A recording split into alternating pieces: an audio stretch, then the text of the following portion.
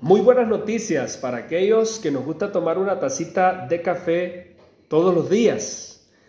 Hay muchísima información alrededor del café para tratar de contestar la gran pregunta de siempre. ¿Es bueno o es malo tomar café? En definitiva, tomemos una decisión de si recomendarlo o no recomendarlo. Es una pregunta que los pacientes nos hacen muy frecuentemente. Desde hace muchos años atrás se viene investigando la asociación entre el consumo de café, enfermedades y muertes. Y esta vez les voy a compartir en particular un estudio que se publicó en el mes de agosto de este año de la Sociedad Española de Cardiología y que trata de relacionar o encontrar asociaciones entre el consumo de café y algunos subtipos de café con la aparición de enfermedad cardiovascular y de otras situaciones, incluyendo pues mortalidad, incluso por todas las causas. Este estudio se realiza tomando información del Biobanco de Reino Unido, que entre el año 2006, entre enero de 2006 y diciembre de 2010, reclutó más o menos a más de 500,000 de voluntarios. Se toma esta base de datos como aporte estadístico. Esta es una base de datos con historial médico de estas personas. Hoy día se está haciendo secuencia genética incluso de alguna cantidad de pacientes o de personas de este estudio para tratar de encontrar algunas respuestas y generar nuevas medicinas. Interesante que en este estudio entonces se toman más de 449,000 voluntarios para investigar qué pasa entre los que toman y no toman café. De estos 449,000, más de 100,000 no son tomadores de café y el resto son tomadores de diferentes cantidades, que ya les voy a explicar cómo pasó ahí el estudio. También es interesante que aquí no se incluye solo población sana. Hay personas que están en sobrepeso, en obesidad, hay hipertensos, hay diabéticos, hay personas con síndrome de apnea obstructiva del sueño, fumadores activos o antiguos fumadores y también consumidores de alcohol. Todo esto fueron incluidos en el análisis para asociar si o encontrar si había una asociación entre el consumo de café y enfermedades. Es interesante que el 30% de la población de este estudio, que son una cantidad importante de personas, consume entre 2 y 3 tazas por día, el 26% entre 4 y 5 y el 14% anda consumiendo más de 5 tazas. El 22% en total de la población, que son los más de 100,000, no consumen café. Entonces el estudio se hace en más de 449,000 personas, población entre 40 y 69 años, con una mediana de 58 años. El 55% de esta población son mujeres y se les da seguimiento por alrededor de 12.5 años más o menos. ¿Qué se investiga acá? ¿Qué tipos de café consumen? Era una de las preguntas. Café molido, café instantáneo, café descafeinado. Un gran porcentaje de ellos, el 198,000 y demás pacientes o personas, consumen café instantáneo. Luego está en segundo lugar el café molido, más de 82,000 personas, y el descafeinado por encima de 68,000. Luego se hacen subgrupos y se dice, bueno, ¿quién consume, quién no consume del todo? ¿Quién consume una taza? ¿Quién consume de 2 a 3, de 4 a 5 y más de 5 tazas? Ese fue otro de los subgrupos que fueron pues evaluados en este caso. Y luego se trata de relacionar este consumo con enfermedad cardiovascular, y aquí se incluye la enfermedad coronaria, se incluye la falla cardíaca congestiva, se incluye la enfermedad cerebrovascular de tipo isquémico, el famoso derrame isquémico, y también se asocia con arritmias, fibrilación auricular, fibrilación ventricular, flúter, taquicardia ventricular, fibrilación ventricular, taquicardia supraventricular. Y luego también la mortalidad por enfermedad cardiovascular y por todas las causas.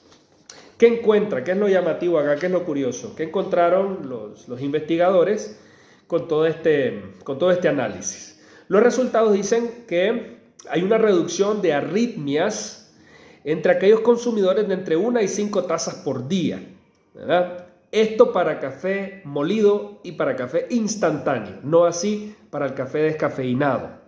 El riesgo más bajo estuvo en aquellas personas que consumieron entre 4 a 5 tazas por día de café molido y entre 2 y 3 tazas diario de café instantáneo. Eso con arritmias. Entonces, disminuye la aparición de arritmias en aquellos consumidores de café, excepto los que toman descafeinado, que aunque no es que va libre de cafeína, lleva menos que el puro. Ahora, en cuanto a enfermedad cardiovascular, todos los subtipos de café estudiados se asociaron con una reducción en la enfermedad cardiovascular. El riesgo más bajo ocurrió en aquellos que tomaban de 2 a 3 tazas por día, ¿verdad? 2 a 3 tazas por día.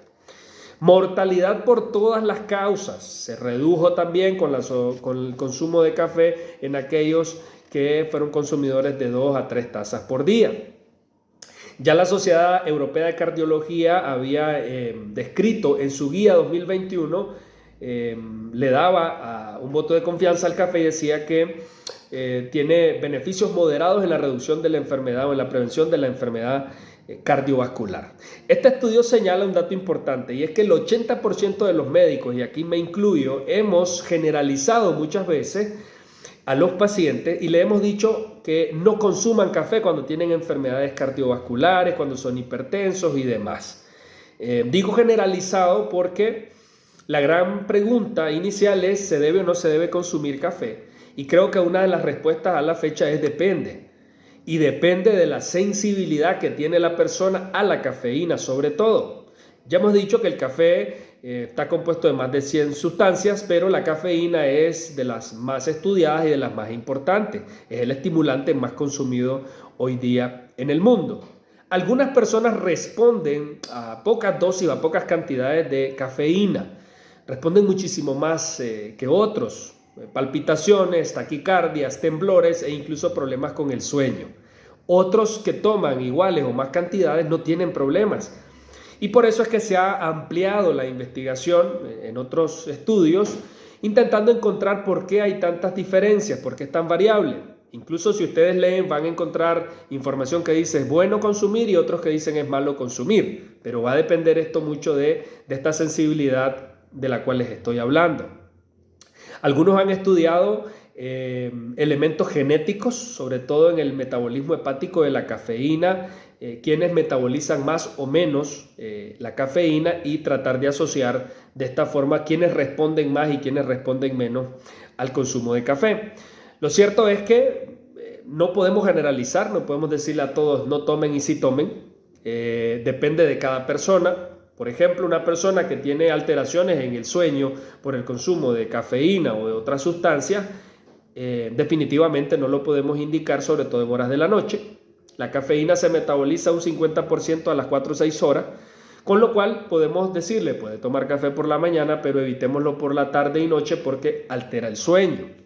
Lo mismo que aquellos que se les elevan los niveles de presión o tienen algunas molestias cuando han consumido café. Pero ojo, no generalizar, no es que todo hipertenso o todo diabético no puede consumirlo, porque incluso se han hecho análisis en cuanto al café y la reducción en la aparición de síndrome metabólico, hígado graso y también de resistencia a la insulina. Así que un voto a favor del consumo de café siempre que sea controlado y siempre que estemos hablando de una persona que no tiene una sensibilidad tan alta a la cafeína que le pueda generar alguna repercusión. Voy a seguirles investigando sobre café, es un tema muy, muy curioso, muy bonito, del cual podemos hablar muchísimo, un tema muchísimo más grande. Y hay mucha información, no se imaginan cuánta información hay alrededor del estudio del café, porque como les dije antes es la sustancia más consumida, el estimulante más consumido del mundo. Les deseo un excelente fin de semana a todos, espero contar con ustedes en el próximo segmento. Si Dios me presta vida, les voy a compartir muchísima más información más adelante.